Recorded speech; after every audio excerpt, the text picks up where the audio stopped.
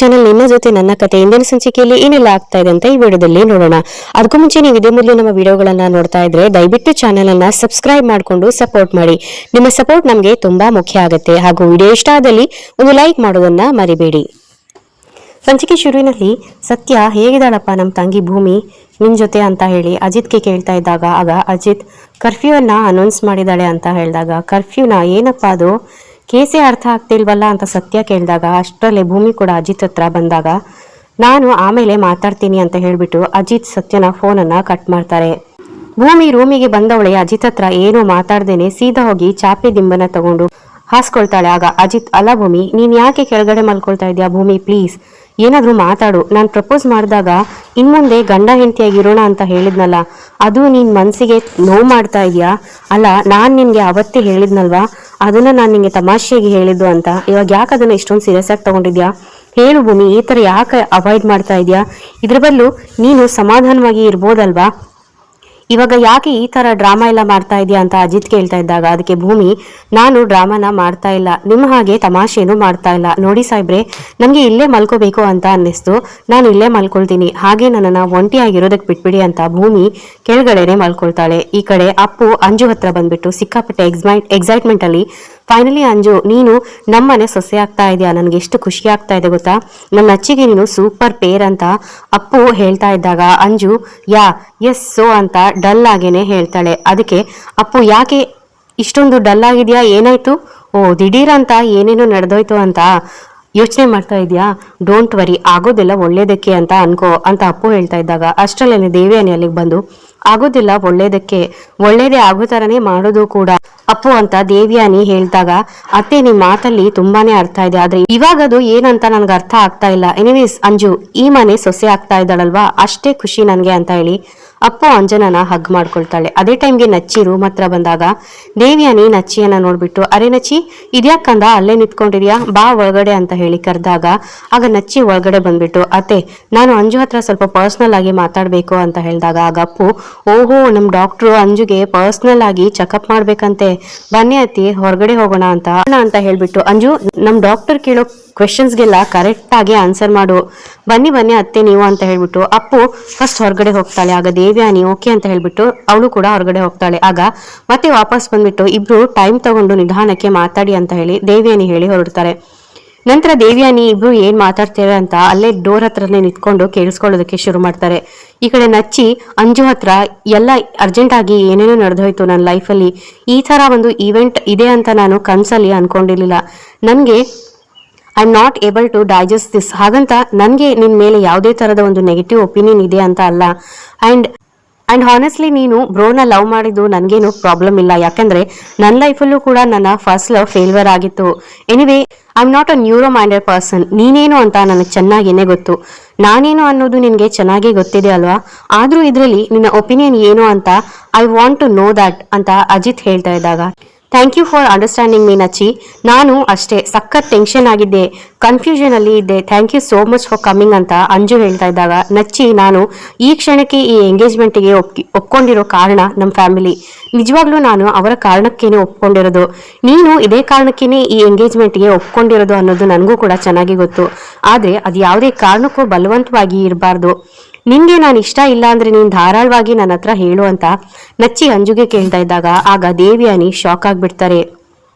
ಅದನ್ನ ಕೇಳಿಸ್ಕೊಂಡು ಹಾಗೆ ನಚ್ಚಿ ಮುಂದುವರೆದು ನಾನೇ ಇಡೀ ಮನೆಯವ್ರ ಹತ್ರ ಮಾತಾಡ್ತೀನಿ ಅಂತ ಹೇಳ್ತಾ ಇದ್ದಾಗ ಆಗ ಅಂಜು ದೇವ್ಯಾನಿ ಕಡೆ ನೋಡ್ತಾಳೆ. ಆಗ ದೇವ್ಯಾನಿ ಪ್ಲೀಸ್ ಒಪ್ಕೊಂಡ್ಬಿಡು ಅಂತ ಹೇಳಿ ರಿಕ್ವೆಸ್ಟ್ ಮಾಡ್ಕೊಳ್ತಾ ಇದ್ದಾಗ ಅಂಜು ನಚ್ಚಿ ನೀನು ನನ್ನ ಒಪಿನಿಯನ್ ಅನ್ನ ತಗೊಳ್ಳೋದಕ್ಕಂತ ಬಂದಿದ್ಯಾ ಅಲ್ವಾ, ಅದ್ ನನ್ಗೆ ನಿಜವಾಗ್ಲೂ ಇಷ್ಟ ಆಯ್ತು, ಎಂಗೇಜ್ಮೆಂಟ್ಗಿಂತ ಮುಂಚೆನೆ ನೀನು ನನ್ ಮುಂದೆ ಇಷ್ಟೊಂದು ಕನ್ಸರ್ನ್ ತೋರಿಸ್ತಾ ಇದೆಯಲ್ಲ, you are a gentleman ಅಂತ ನನಗೆ ಗೊತ್ತು, ಇಲ್ಲಿವರೆಗೂ ನಿನ್ನ ಕಸಿನ್ ಆಗಿ ನೋಡಿದೀನಿ, ಪಾರ್ಟ್ನರ್ ಆಗಿ ಎಕ್ಸೆಪ್ಟ್ ಮಾಡ್ಕೋದಕ್ಕೆ ಸ್ವಲ್ಪ ಕಷ್ಟ ಆಗ್ಬೋದು, ಆದ್ರೆ ಮನೆಯವರ ನಿರ್ಧಾರ ಕರೆಕ್ಟ್ ಆಗಿದೆ ಅಂತ ನಂಗೆ ಅನ್ನಿಸ್ತಾ ಇದೆ, ಅಂಡ್ ನಿನ್ನ ಬೇಡ ಅಂತ ಹೇಳೋದಕ್ಕೂ ನನ್ನ ಹತ್ರ ಯಾವ ರೀಸನ್ ಕೂಡ ಇಲ್ಲ ನಚ್ಚಿ ಅಂತ ಅಂಜು ಹೇಳ್ತಾ ಇದ್ದಾಗ ಥ್ಯಾಂಕ್ ಯು, ನನ್ಗೆ ಇವಾಗ ಸ್ವಲ್ಪ ರಿಲ್ಯಾಕ್ಸ್ ಆಯ್ತು, I hope everything goes well ಅಂತ ನಚ್ಚಿ ಹೇಳ್ತಾ ಇದ್ದಾಗ yeah just hope for the best ಅಂತ ಅಂಜು ಕೂಡ ಹೇಳ್ಬಿಟ್ಟು ಇಬ್ರು ಒಬ್ರಿಗೊಬ್ರು ಗುಡ್ ನೈಟ್ ಹೇಳ್ಬಿಟ್ಟು ನಚ್ಚಿ ಹೋಗ್ತಾರೆ. ಆಗ ಗುಡ್ ನೈಟ್ ಅಂತ ಅಂಜು ಕೂಡ ಹೇಳಿದಾಗ ನಚ್ಚಿ ರೂಮಿಂದ ಹೊರಗಡೆ ಹೋದ ನಂತರ ದೇವ್ಯಾನಿ ಅಂಜು ಹತ್ರ ಬಂದ್ಬಿಟ್ಟು ಅಂಜು ಸೂಪರ್ ಮಗಳೇ ನಚ್ಚಿ ನಿನ್ ಮಾತನ್ನ ಕೇಳಿ ತುಂಬಾನೇ ಖುಷಿ ಆಗ್ಬಿಟ್ಟಿದ್ದಾನೆ ಅಂತ ದೇವಯಾನಿ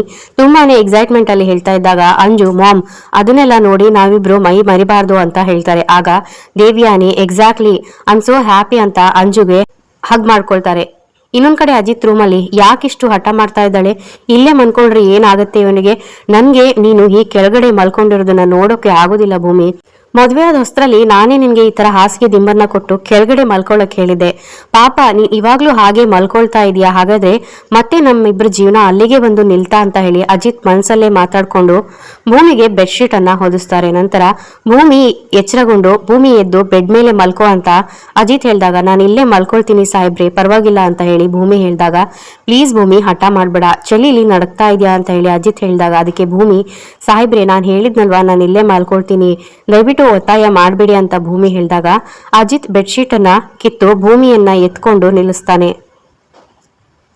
ಭೂಮಿ ಏನ್ ಮಾಡ್ತಾ ಇದ್ದೀರಾ ಸಾಹೇಬ್ರೆ, ಇಲ್ಸಿ ಇಲ್ಸಿ ಕೆಳಗಡೆ ಸಾಹೇಬ್ರೆ ಅಂತ ಹೇಳಿ ಭೂಮಿ ಹೇಳ್ತಾ ಇದ್ದಾಗ ಅಜಿತ್ ಭೂಮಿನ ಕೆಳಗಡೆ ಇಳಿಸ್ತಾನೆ. ಆಗ ಭೂಮಿ ಏನ್ ಅನ್ಕೊಂಡಿದ್ದೀರಾ ಸಾಹೇಬ್ರೆ, ನೀವು ನನಗ್ ಬೇಕಾದ್ರೆ ನಾನೇ ಹೋಗಿ ಮಂಚದ ಮೇಲೆ ಮಲ್ಕೊಳ್ತೀನಿ, ನೀವ್ಯಾಕೆ ನನ್ನನ್ನು ಎತ್ಕೊಳ್ಳೋದು, ನಾನು ಇಲ್ಲಿ ಮಲಗಿದ್ರೆ ನಿಮ್ಗೇನ್ ಪ್ರಾಬ್ಲಮ್ಮು ಅಂತ ಹೇಳಿ ಭೂಮಿ ಕೇಳಿದಾಗ ಸುಮ್ನಿರು, ನೀನು ಬಾಯಿ ಮುಚ್ಕೊಂಡು ಬೆಡ್ ಮೇಲೆ ಬಂದು ಮಲ್ಕೊಂಡ್ರೆ ಸರಿ, ಇಲ್ಲಾಂದ್ರೆ ನಾನೇ ಬಲವಂತವಾಗಿ ಮತ್ತೆ ನಿನ್ನ ಎತ್ಕೊಂಡು ಬೆಡ್ ಮೇಲೆ ಮಲಗಿಸ್ಬೇಕಾಗತ್ತೆ, ಸುಮ್ನೆ ಬಂದು ಮಲ್ಕೊಂಡ್ರೆ ಸರಿ, ಚಳಿಲಿ ನಡಕ್ತಾ ಇದೆಯಾ, ಇಲ್ಲಾಂದ್ರೆ ಮತ್ತೆ ನಾನೇ ಅಂತ ಹೇಳ್ಬಿಟ್ಟು ಅಜಿತ್ ಹೇಳ್ತಾ ಇದ್ದಾಗ ಭೂಮಿ ಬೇಡ ಬೇಡ ಅಂತ ಹೇಳ್ಬಿಟ್ಟು ಭೂಮಿನೇ ಹೋಗಿ ಬೆಡ್ ಮೇಲೆ ಮಲ್ಕೊಳ್ತಾಳೆ. ಏನು ಮಾತಾಡದೆ ಸೈಲೆಂಟ್ ಆಗಿ ಮಲ್ಕೊಂಡ್ಬಿಡ್ತಾಳೆ. ಮಾನ್ಯ ದಿನ ಊರಿಂದ ಆಚೆ ದೇವಸ್ಥಾನದ ಹತ್ರ ಎಲ್ಲರೂ ಕೂಡ ಬಂದಿರ್ತಾರೆ. ಅದೇ ದೇವಸ್ಥಾನದಲ್ಲಿ ಶಾರದಾ ಕೂಡ ಇರ್ತಾಳೆ. ಆಗ ಪುರೋಹಿತರು ಬಂದ್ಬಿಟ್ಟು ತಗೊಳ್ಳಿ ಅಮ್ಮ ಈ ಪ್ರಸಾದನ ಅಂತ ಹೇಳ್ಬಿಟ್ಟು ಶಾರದಾಗೆ ಕೊಡ್ತಾರೆ. ಆಗ ಶಾರದಾ ಅದನ್ನ ತಗೊಂಡು ತಿಂತಾರೆ. ಇನ್ನು ಸತ್ಯನ ಮನೆಯವ್ರನ್ನೆಲ್ಲರನ್ನು ವೆಲ್ಕಮ್ ಮಾಡ್ತಾ ಸ್ವಾಗತ ಸ್ವಾಗತ, ನಿಮ್ಮನ್ನೆಲ್ಲ ವೆಲ್ಕಮ್ ಮಾಡೋದಕ್ಕೆ ಅಂತ ಹೇಳಿ ಬೀಗರು ಮನೆಯವರು ಇಲ್ಲ, ನಿಮ್ಮ ಮನೆ ಕುಟುಂಬದ ಸದಸ್ಯನಾಗಿ ನಾನು ಒಬ್ನೇ ಇರೋದು, ನಾನು ಸತ್ಯ ಲಾಯರ್ ಸತ್ಯ ಅಂತ ಸಂಗೀತಮ್ಮ ನೀವು ಏನ್ ಹೇಳಿದ್ರು ಅದನ್ನ ನಾನು ಮಾಡ್ತೀನಿ, ಅಜ್ಜಿ ನೀವೇನ್ ಹೇಳಿದ್ರು ಕೂಡ ನಾನು ಅದನ್ನ ಮಾಡ್ತೀನಿ, ಶ್ರವಣ್ ಅವರೇ ನೀವ್ ಹೇಳೋದನ್ನೆಲ್ಲ ನಾನು ತಂದಿಟ್ಟಿದ್ದೀನಿ, ಆಹಾ ಪ್ಯಾಂಟ್ ಶರ್ಟ್ ಹಾಕೊಂಡು ನಮ್ ಹುಡ್ಗ ಎಷ್ಟೊಂದು ಚೆನ್ನಾಗಿ ರೆಡಿ ಆಗಿದ್ದಾನೆ, ಆಹಾ ಅಂಜನಾ ನೀನು ಕೂಡ ತುಂಬಾನೇ ಚೆನ್ನಾಗಿ ರೆಡಿ ಆಗಿದ್ಯಾ, ನೋಡಿ ಇನ್ನೇನಿಲ್ಲ ಹುಡ್ಗ ಹುಡ್ಗಿ ಇಬ್ರು ಕೂಡ ಉಂಗ್ರ ಬದಲಾಯಿಸ್ಕೊಂಡ್ಬಿಟ್ರೆ, ನೀವಿಬ್ರು ತಟ್ಟೆಗಳನ್ನ ಬದಲಾಯಿಸ್ಕೊಂಡ್ಬಿಟ್ರೆ ನಿಶ್ಚಿತಾರ್ಥ ಆದಂಗೆನೆ, ನಮ್ಮ ನಚ್ಚಿಯ ಬ್ಯಾಚುಲರ್ ಲೈಫಿಗೆ ಗುಡ್ ಬಾಯ್ ಹೇಳ್ದಂಗೆನೆ, ಇಲ್ಲಿ ಕತೆ ಕೇಳ್ತಾ ಕೂತಿರ್ತೀರಾ ಅಥವಾ ಒಳಗಡೆ ಬರ್ತೀರಾ ಅಂತ ಹೇಳ್ಬಿಟ್ಟು ಸತ್ಯ ಮನೆಯವ್ರನ್ನೆಲ್ಲನೂ ವೆಲ್ಕಮ್ ಮಾಡ್ಕೊಳ್ತಾರೆ. ಇನ್ನು ಶಾರದಾ ಅಲ್ಲೇ ಪಕ್ಕದಲ್ಲಿ ಪ್ರಸಾದನ ತಿಂತ ಕೂತ್ಕೊಂಡಿರ್ತಾರೆ. ಅದನ್ನ ಯಾರು ಕೂಡ ಅಬ್ಸರ್ವ್ ಮಾಡೋದೇ ಇಲ್ಲ. ಈ ಕಡೆ ಪುರೋಹಿತರು ಶಾರದನ ನೋಡ್ಬಿಟ್ಟು ಅಲ್ಲ ಬೆಳಗಿನ ಜಾವದಿಂದ ಇಲ್ಲೇನೆ ಇದೀರಾ, ಪೂಜೆನೂ ಮಾಡಿಸಿಲ್ಲ, ಎಲ್ಲಿಗೂ ಹೋಗ್ತಾ ಇಲ್ಲ, ಒಂಟಿಯಾಗಿ ಕೂತ್ಕೊಂಡಿದ್ದೀರಾ, ಒಂಟಿ ಹೆಣ್ಮಗಳು ಬೇರೆ, ನೋಡೋದಕ್ಕೆ ಒಳ್ಳೆ ದೊಡ್ಡ ಮನೆತನದ ಹೆಣ್ಮಗಳ ತರ ಕಾಣಿಸ್ತಾ ಇದ್ದೀರಾ, ಒಂದೇ ಒಂದ್ ಮಾತು ಕೂಡ ಆಡ್ತಾ ಇಲ್ವಲ್ಲ, ಯಾರ್ ನೀವು, ಎಲ್ಲಿಂದ ಬಂದ್ರಿ, ಅಷ್ಟೊತ್ತಿಂದ ದೇವಸ್ಥಾನಕ್ಕೆ ಪೂಜೆ ಸಾಮಗ್ರಿನ ತರುವಂತ ಗಾಡಿಯಲ್ಲಿ ಹತ್ಕೊಂಡು ಬರುವಂತ ಕಷ್ಟ ನಿಮಗೇನಿತ್ತು, ನಿಮ್ ಊರ್ ಯಾವ್ದು ಅಂತ ಪುರೋಹಿತರು ಅವ್ರನ್ನ ಪ್ರಶ್ನೆ ಮೇಲೆ ಪ್ರಶ್ನೆ ಮಾಡ್ತಾ ಇರ್ತಾರೆ. ನಿಮ್ಗೆ ನಿಮ್ ಊರು ಯಾವ್ದು ಅಂತಾನು ಕೂಡ ಗೊತ್ತಿಲ್ವಾ, ನೋಡಿ ಅಮ್ಮ ಇವಾಗ ನೀವು ಪ್ರಸಾದನ ತಿನ್ನಿ, ನೀವು ಇರೋವರೆಗೂ ಇಲ್ಲಿ ದೇವಸ್ಥಾನದಲ್ಲಿ ಬೇಕಾದ್ರೆ ಸೇವೆ ಮಾಡ್ಕೊಂಡು ಇರ್ಬೋದು ಅಂತ ಪುರೋಹಿತರು ಹೇಳ್ತಾ ಇದ್ದಾಗ ಆಗ ಶಾರದಾ ತಲೆ ಅಲ್ಲಾಡಿಸ್ತಾರೆ.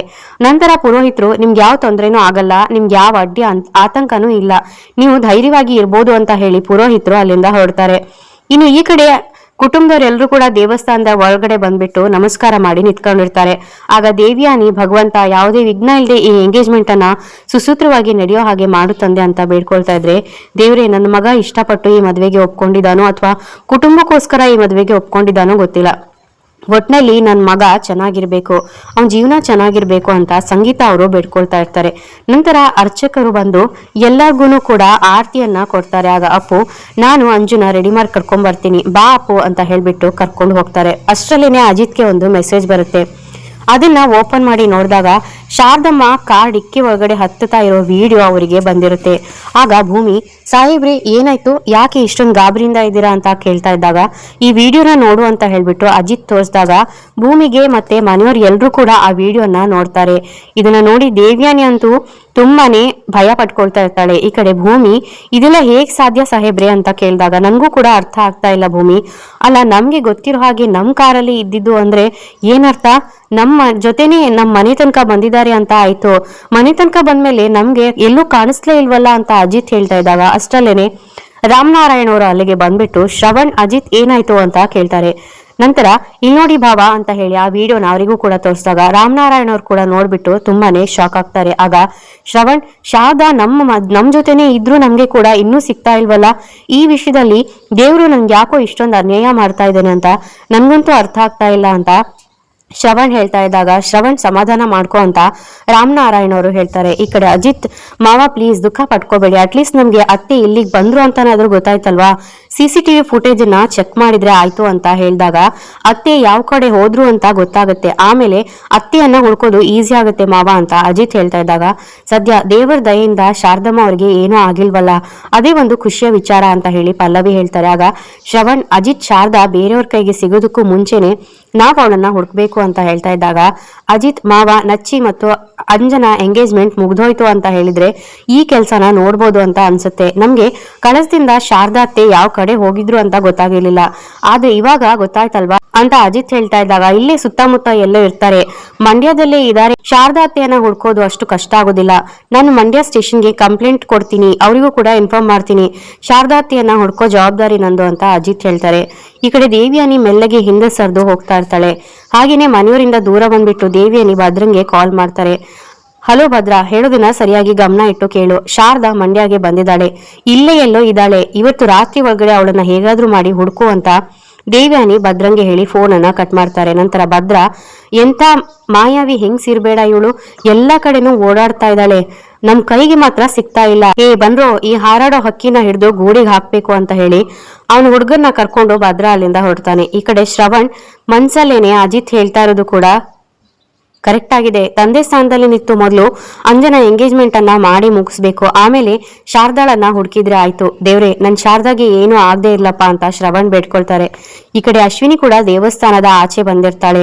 ಅಲ್ಲೇನೆ ಗಾಡಿಯನ್ನ ನಿಲ್ಸ್ಬಿಟ್ಟು, ಈ ಹೆಂಗ್ಸು ಮಂಡ್ಯನ ಬಿಟ್ಟು ಹೋಗೋದ್ರೊಳಗಡೆನೆ ನಾನು ಅವಳನ್ನ ಹಿಡಿಲೇಬೇಕು, ಆದ್ರೆ ಒಂದ್ ವೇಳೆ ಏನಾದ್ರೂ ಇವಳು ಅಜಿತ್ ಕೈಗೆ ಸಿಕ್ಕಿ ಮನೆಗೆ ಹೋಗ್ಬಿಟ್ರೆ, ಇಲ್ಲ ಹಾಗಾಗ್ಬಾರ್ದು, ಹಾಗೇನಾದ್ರೂ ಆಗಿದ್ರೆ ದೇವಿಯಾನಿ ಇಷ್ಟೊತ್ತಿಗೆ ಕಾಲ್ ಮಾಡ್ತಾ ಇದ್ಲು, ನನ್ಗೆ ಹೆದರ್ಕೊಂಡು ಆ ಶಾರದಾ ಇಲ್ಲೇ ಎಲ್ಲೋ ಬಚ್ಚಿಟ್ಕೊಂಡಿರ್ತಾಳೆ, ಹುಡುಕ್ಲೇಬೇಕು ಅಂತ ಅಶ್ವಿನಿ ಕೂಡ ಅಲ್ಲಿಂದ ಹೊರಡ್ತಾಳೆ. ಈ ಕಡೆ ಭದ್ರ, ಅಲ್ಲ ಈ ದೇವಿಯಾನಿ ಮೇಡಮ್ ಒಂದು ಕೂಡ ಕರೆಕ್ಟ್ ಆಗಿ ಇನ್ಫಾರ್ಮೇಶನ್ ಕೊಡ್ತಾ ಇಲ್ವಲ್ಲ, ಮಂಡ್ಯದಲ್ಲಿ ಇರ್ಬೋದು ಅಂದ್ರೆ ಏನು ಬೆಂಗಳೂರು ಬೇಕಾದ್ರೂ ಇರ್ಬೋದು, ಏನು ಬೆಂಗಳೂರಲ್ಲಿ ಬೇಕಾದ್ರೂ ಇರ್ಬೋದು, ಮಂಗಳೂರಲ್ಲಿ ಬೇಕಾದ್ರೂ ಇರ್ಬೋದು, ಅಯ್ಯೋ ಮೊದ್ಲೇ ಅದು ಮೆಂಟ್ಲು, ಎಲ್ಲಿಂದ ಎಲ್ಲಿಗೆ ತಿರುಗ್ತಾ ಇದೇನೋ ಏನೋ, ಅವಳನ್ನ ಹುಡುಕಿ ನಾನ್ ಮೆಂಟ್ಲಾಗ್ಬಿಡ್ತೀನಿ ಅಂತ ಭದ್ರ ಮಾತಾಡ್ತಾ ಇದ್ದಾಗ, ಈ ಕಡೆ ಅಶ್ವಿನಿ ಅಲ್ಲೇ ದೇವಸ್ಥಾನದ ಹತ್ರ ಕೂತ್ಕೊಂಡಿರೋ ಭಿಕ್ಷುಕ್ರ ಹತ್ರ ಎಲ್ಲ ಬಂದ್ಬಿಟ್ಟು ಶಾರದಾ ಫೋಟೋನ ತೋರಿಸಿ, ಈ ಫೋಟೋದಲ್ಲಿ ಇರೋರನ್ನ ಎಲ್ಲಾದ್ರೂ ನೋಡಿದಿರಾ ಅಂತ ಎಲ್ಲರ ಹತ್ರ ಕೇಳ್ತಾ ಇದ್ದಾಗ, ಆಗ ಭಿಕ್ಷುಕರಲ್ಲಿ ಯಾರೋ ಒಬ್ರು ಪೊಲೀಸರು ಕೇಳ್ಕೊಂಡ್ ಬಂದಿದ್ರು ಅಂತ ಹೇಳಿದಾಗ, ಎಲ್ಲಿ ಅಂತ ಕೇಳಿ ಅಶ್ವಿನಿ ಕೇಳಿದಾಗ, ಭಿಕ್ಷುಕರು ಅವ್ರು ನಿಮ್ಗೇನಾಗ್ಬೇಕು ಅಂತ ಕೇಳಿದಾಗ ಅಶ್ವಿನಿ ಉತ್ತರ ಕೊಡ್ದೇನೆ ಎದ್ ಬಿಡ್ತಾಳೆ. ಆಗ ಅದೇ ಭಿಕ್ಷುಕ್ರ ಹತ್ರ ಭದ್ರ ಕೂಡ ಬಂದ್ಬಿಟ್ಟು ಆ ಫೋಟೋನ ತೋರಿಸಿ ಇವಳನ್ನೆಲ್ಲಾದ್ರೂ ನೋಡಿದಿರಾ ಅಂತ ವಿಚಾರಿಸ್ತಾ ಇದ್ದಾಗ, ಅದನ್ನ ಅಶ್ವಿನಿ ನೋಡ್ತಾಳೆ. ಆ ಭಿಕ್ಷುಕರಲ್ಲಿ ಒಬ್ನು ಭದ್ರಂಗೆ ನೋಡಿದೀನಿ ಅಂತ ಹೇಳಿದಾಗ, ಎಲ್ಲಿ ಅಂತ ಭದ್ರ ಕೇಳ್ತಾನೆ. ಆಗ ಪೊಲೀಸರು ಇವ್ರ ಫೋಟೋನ ತಗೊಂಬಂದಿದ್ರು, ಅವಾಗ ನೋಡಿದೀವಿ ಅಂತ ಅಲ್ಲಿದ್ದ ಭಿಕ್ಷುಕಿ ಹೇಳಿದಾಗ, ಏನ್ ತಮಾಷೆ ಮಾಡ್ತಾ ಇದ್ಯಾ ಅಂತ ಭದ್ರ ಅವರಿಗೇನೆ ಗದರ್ತಾನೆ. ಆಗ ಅಶ್ವಿನಿ, ತಮಾಷೆ ಮಾಡ್ತಾ ಇರೋದು ನೀನು, ಈಗ ಸದ್ಯಕ್ಕೆ ಯಾವ ಕೆಲ್ಸನೂ ಒಪ್ಕೊಂಡೇ ಇಲ್ಲ ಅಂತ ನನ್ನ ಹತ್ರ ಸುಳ್ಳು ಹೇಳಿದ್ಯಲ್ವಾ, ಅದು ಕೂಡ ತಮಾಷೆನೇ ಅಲ್ವಾ ಅಂತ ಭದ್ರನ್ನ ಅಶ್ವಿನಿ ಪ್ರಶ್ನೆ ಮಾಡ್ತಾ ಇದ್ದಾಗ, ನಿಮ್ಗೆ ಹೇಳ್ದಾಗೆ ನಾನು ಯಾವ ಕೆಲ್ಸನೂ ಒಪ್ಕೊಂಡಿಲ್ಲ ಮೇಡಮ್, ಇವತ್ತಾನೇ ಒಪ್ಕೊಂಡೆ, ದೇವ್ಯಾನಿ ಮೇಡಮ್ ಫೋನ್ ಮಾಡಿ ಅವ್ರ ಮಗಳ ಎಂಗೇಜ್ಮೆಂಟ್ ಮುಗಿಯೋದಕ್ಕೂ ಮುಂಚೆ ಈ ಹೆಂಗಸನ್ನ ನನ್ನ ಹತ್ರ ಕರ್ಕೊಂಬಾ ಅಂತ ಹೇಳಿದ್ರು, ಅದಕ್ಕೆ ಅವ್ರು ತುಂಬಾನೇ ರಿಕ್ವೆಸ್ಟ್ ಮಾಡ್ಕೊಂಡ್ರು ಮೇಡಮ್, ಅದಕ್ಕೆ ಒಪ್ಕೊಂಡೆ, ಇಲ್ಲ ಅಂದಿದ್ರೆ ಒಪ್ಕೊಳ್ತಾ ಇರ್ಲಿಲ್ಲ ಅಂತ ಭದ್ರ ಹೇಳಿದಾಗ, ವಾಟ್, ದೇವ್ಯಾನಿ ಮಗಳದು ಎಂಗೇಜ್ಮೆಂಟ್ ನೆಡ್ತಾ ಇದೆಯಾ, ಅದು ಇವತ್ತೇನಾ, ಅಂದ್ರೆ ನಿನ್ನೆ ತಾನೇ ಅದು ಕ್ಯಾನ್ಸಲ್ ಆಗಿದೆ ಅಂತ ನ್ಯೂಸ್ ಸಿಕ್ತು, ನೀನೇನ್ ಹೇಳ್ತಾ ಇದ್ಯಾ, ಎಂಗೇಜ್ಮೆಂಟ್ ಆಗ್ತಾ ಇದೆಯಾ ಅಂತ ಹೇಳ್ತಾ ಇದೆಯಲ್ಲ ಅಂತ ಅಶ್ವಿನಿ ಕೇಳ್ತಾ ಇದ್ದಾಗ, ಕ್ಯಾನ್ಸಲ್ ಆಗಿರೋ ವಿಷಯ ನಿಮ್ಗೆ ಗೊತ್ತಿರ್ಲಿಲ್ಲ, ಮೋಸ್ಟ್ಲಿ ಮನೆಯಲ್ಲಿ ಎಲ್ರು ಕೂತ್ಕೊಂಡು ಸರಿ ಮಾಡಿರ್ಬೋದು, ನಿಮ್ಗೆ ದೇವ್ಯಾನಿ ಮೇಡಮ್ ಏನ್ ಹೇಳಿದ್ರೋ ಅದನ್ನ ಮಾತ್ರ ನಾನು ಹೇಳ್ತಾ ಇದ್ದೀನಿ ಅಷ್ಟೇ ಅಂತ ಹೇಳ್ಬಿಟ್ಟು ಭದ್ರ ಹೇಳ್ತಿದ್ದಾಗ, ಸರಿ ನಿನ್ ಕೆಲಸ ಮುಗಿದ್ಮೇಲೆ ನನ್ನ ಬಂದು ಮೀಟ್ ಮಾಡು ಅಂತ ಹೇಳಿ ಅಶ್ವಿನಿ ಅಲ್ಲಿಂದ ಹೊರಡ್ತಾಳೆ. ಅಶ್ವಿನಿ ಬೈಕ್ ಮೇಲೆ ಬಂದ್ ಕೂತು, ಕ್ಯಾನ್ಸಲ್ ಆಗಿದ್ದಂತ ನಿಶ್ಚಿತಾರ್ಥ ಮತ್ತೆ ಹೇಗೆ ಕಾಂಪ್ರೂವ್ ಆಗೋದಕ್ಕೆ ಸಾಧ್ಯ, ಇಲ್ಲಿ ದುಡ್ಡಂತೂ ಕೆಲಸ ಮಾಡೋದಿಲ್ಲ, ಇದೆಲ್ಲ ದೇವ್ಯಾನಿ ಪ್ಲಾನ್ ಏನಾದ್ರೂ ಆಗಿರ್ಬೋದಾ ಅಂತ ಅಶ್ವಿನಿ ಮಾತಾಡ್ಕೊಂಡು ಅಲ್ಲಿಂದ ಹೊರಡ್ತಾಳೆ. ಇಲ್ಲಿಗೆ ಈ ಸಂಚಿಕೆ ಮುಕ್ತಾಯವಾಗುತ್ತೆ. ಈ ವಿಡಿಯೋ ನಿಮ್ಗೆ ಇಷ್ಟ ಆದರೆ ಈ ವಿಡಿಯೋನ ಲೈಕ್ ಮಾಡೋದನ್ನ ಮರಿಬೇಡಿ. ಹಾಗೆ ನೀವು ನಮ್ಮ ಚಾನಲ್ಗೆ ಸಬ್ಸ್ಕ್ರೈಬ್ ಆಗಿಲ್ಲ ಅಂದ್ರೆ ದಯವಿಟ್ಟು ಚಾನಲ್ ಸಬ್ಸ್ಕ್ರೈಬ್ ಮಾಡ್ಕೊಂಡು ಸಪೋರ್ಟ್ ಮಾಡಿ. ಮುಂದಿನ ವಿಡಿಯೋದೊಂದಿಗೆ ಮತ್ತೆ ಸಿಗ್ತೀನಿ. ವಿಡಿಯೋ ನೋಡೋದಕ್ಕಾಗಿ ಧನ್ಯವಾದಗಳು.